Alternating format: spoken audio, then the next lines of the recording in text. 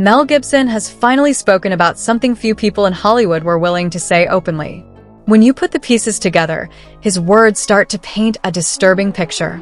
This video explores why Mel Gibson believes he was pushed out of Hollywood and how powerful figures, including Oprah, allegedly influenced what happened behind the scenes. It feels good. I mean, if you're 7 years old and somebody, which I was trying to say this to my friends who had children, you're 7 years old and someone is stroking your penis, it feels good. Right. Even though you don't have a name for what that is, it feels good. And when I first said this years ago, people were like, you're crazy, because everybody wants to believe it's like sexual assault and you're being thrown up against the wall and you're being raped. And I have said for years, if the abuser is any good. Mel Gibson has been criticizing Hollywood's inner culture since the early years of his career. Long before others dared to speak, he claimed he witnessed disturbing behavior, executives exploiting young actors and parents turning a blind eye. According to Mel, many parents prioritized money and fame over their children's safety. When I came over here, I was in my mid-20s. Right. The first time I really came over here. You know, I had a whole bunch of weird paranoid suspicions about what the hell was going on because there was a lot of stuff I couldn't understand. Right. And nobody was really bothering to explain it to me. They don't. And and I formed a bunch of opinions about the town and about the people in it that were like, surely that couldn't be, because a whole place can't be like, you know, Weird Town, you know, where the stranger wanders in and all the people are in the bar and they all shut up when he looks at them and they tell you don't go to the house on the hill, and it's like that. And then you go away and you think, no, I was wrong. I mean, that's insane thinking. I'm paranoid. After Mel began openly calling out alleged abuse and naming powerful figures, his career suddenly changed. Despite being at the peak of his success, accusations against him quickly surfaced. Supporters question whether it's a coincidence that those who criticize Hollywood often face legal trouble soon after. One of the most disturbing problems in our world today is human trafficking, and particularly the trafficking of children. Now, the first step in eradicating this crime is awareness. I imagined that stuff. That couldn't be the reason for why so-and-so was acting like. Could it? And then you find out later on the track that you are exactly on track with a lot of this stuff. Not specifically on track, but that you could, that some of your worst nightmares were real at the time. And you think, it does rip your life to pieces. Does it? If you'll let it. Yeah. And it's always pounding at the walls. It's these little guys, these little heathens with no soul downstairs with horns on their head with a battering ram trying to like beat your walls in. Yeah. But it doesn't take very long before you realize, or before it gets to you. It's cascading on you all the time. You can't get away from certain attitudes, from certain modes of behavior that this town and the industry dictate. And no matter how strong you are when you come in off the farm with those convictions and a certain line of attack, no matter how strong you are going to be affected by this place. It's going to divert you from where you were going. Sure. You're going to be diverted. You'll eat yourself alive here. And I think it takes that kind of cockroach resilience to survive in this town. I mean, this is a bizarre place. The social contract. You can't get mad. You can't get mad. You can't let it get you, because you have to make a deal with everyone else, and it's almost unspoken that you are going to be over at some point. I mean, as a matter of interest, do you think it's easier because you're an outsider who came in? I think so. Yeah. Because it was glaring to me because I was an outsider. One notable detail is that Mel Gibson never appeared on Oprah's show, despite reportedly receiving multiple invitations. Critics point to controversies surrounding Oprah's Leadership Academy in South Africa, where staff members were accused of misconduct. Investigations followed, legal cases emerged, and the situation drew global attention, though not all claims were ever proven. I was, needless to say, devastated and really shaken to my core. Oprah publicly expressed disappointment over the situation at the school and commented on concerns raised by students.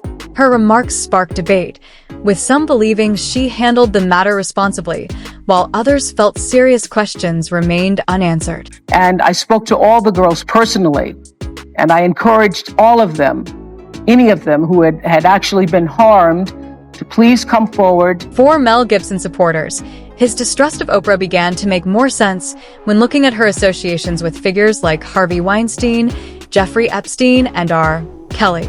The critics argue that repeated connections raise questions, even if no direct wrongdoing has been legally proven. Please welcome Seal! Singer Seal added fuel to the controversy when he shared a post criticizing Oprah's relationship with Harvey Weinstein. He suggested that many insiders knew about Weinstein's behavior long before it became public, though Oprah never directly responded to Seal's comments. Moment is a really powerful time for everybody to get woke. Oprah's supporters defended her, reminding critics that she is herself a survivor of abuse. Others pointed out that many celebrities were photographed with Weinstein over the years. Still, critics argue that influential platforms helped protect his image until his arrest. What's happening with Harvey Weinstein? I know you posted on Facebook already, but you haven't kind of spoken yet publicly about what's going on. I think that this is, I'm always trying to look for the rainbow in the cloud, whatever is the silver lining. And this is what I do know for sure. When something this major happens, when you have the fallout, 50 women coming forward, that it's a watershed moment. And what I do believe is actually happening is that, first of all, it's triggering a lot of unreleased pain, repressed anger, guilt, and suffering that a lot of women have had. I happened to be on set with several actresses the other day, and we were filming some things, and they hadn't slept over a period of 2 or 3 days. And I was like, what is that? I said, oh, you guys are suffering from PTSD. And when you start talking about it out loud too, everybody has a story. Everybody has a story. And so I think this is a watershed moment. We will have lost this moment. I think this is a moment where no matter what business you work in, there have been women who not only had the disease to please, that's a part of it, but who felt that in order to keep my job, in order to keep my position, in order to keep moving forward, I've got to smile, I've got to look the other way, I got to pretend he didn't say that, I got to pretend he didn't touch me. I think those days are about to be over. And if it happens to you back in the day, you would say, sometimes you're not even aware what he just said, was it really inappropriate? I know you've had a couple moments. Where you just think, what did he just say? Yes, I remember Gail had a moment when she came and said to me what somebody said that was so inappropriate. I was like, oh my God, you can sue over that. But no, and all I said was, what did you say? And then they repeated it. Yes. Terrible. I just sat there typing with my 20-something-year-old. Pretend you didn't hear it. Yes. You pretend it's okay. You pretend you didn't. No, it isn't. You're right, Jeff. You're absolutely right. But a lot of women have been silenced, and I know. But I think it's going to change. Being a victim of child sexual abuse,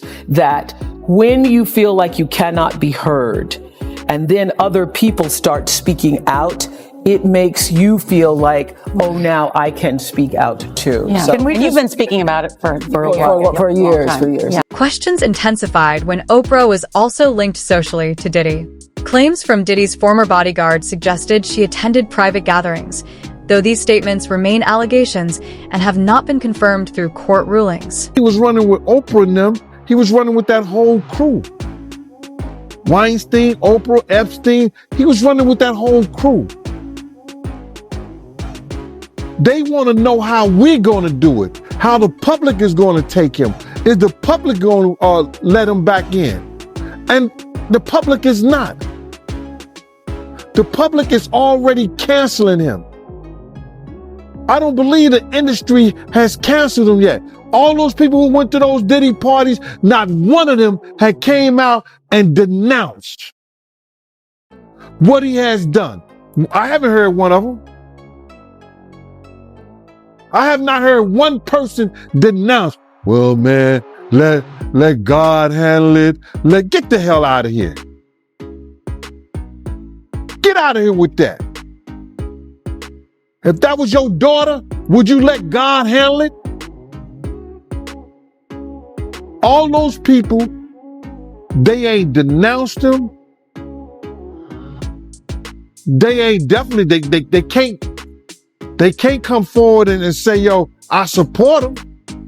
Because it would mess up their brand. It would mess up their brand. Jay-Z, we the only one could call each other Sean. Jay is the only one could call me Sean. I'm the only one could call him Sean. Get the hell out of here. If that ain't no fun boy stuff.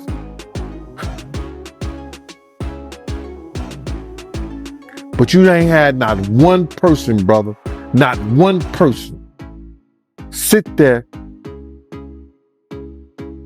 denounce what he did, or come forward and say, I support him.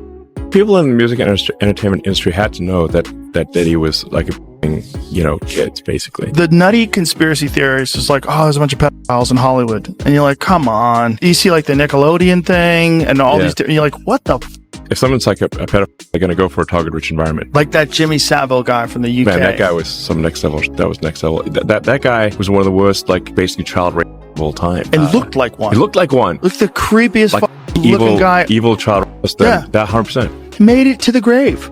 Like, yes. Got away with it. According to Mel Gibson, Hollywood has long struggled with exploitation behind closed doors.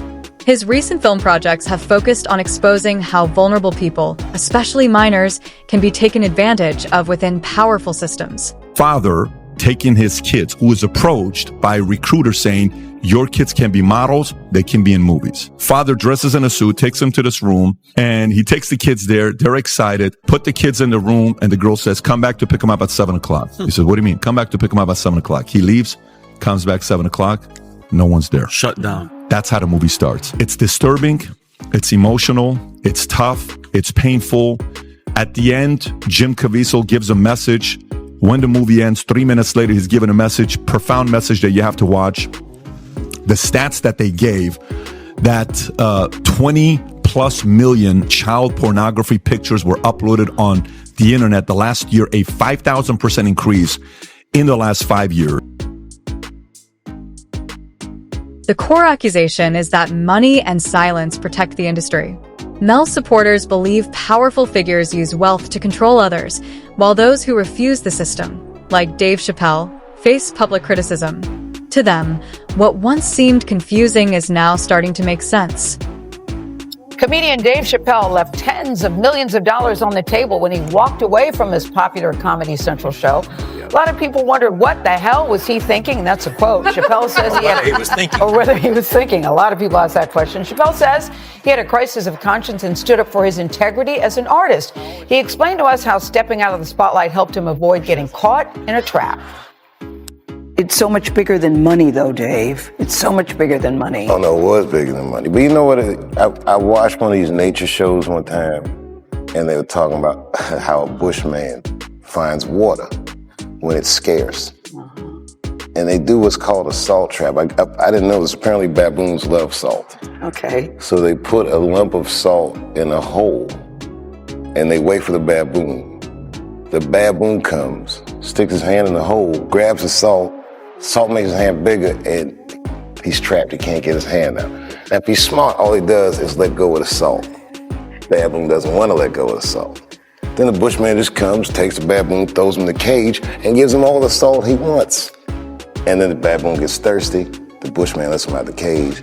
The first place the baboon runs to is water. The bushman follows him, and they both drink to their fill. And in that analogy, I felt like the baboon. But I was smart enough to let go of the salt. Isn't that a great analogy? What an analogy. I know. He's very, very thoughtful and very, very smart.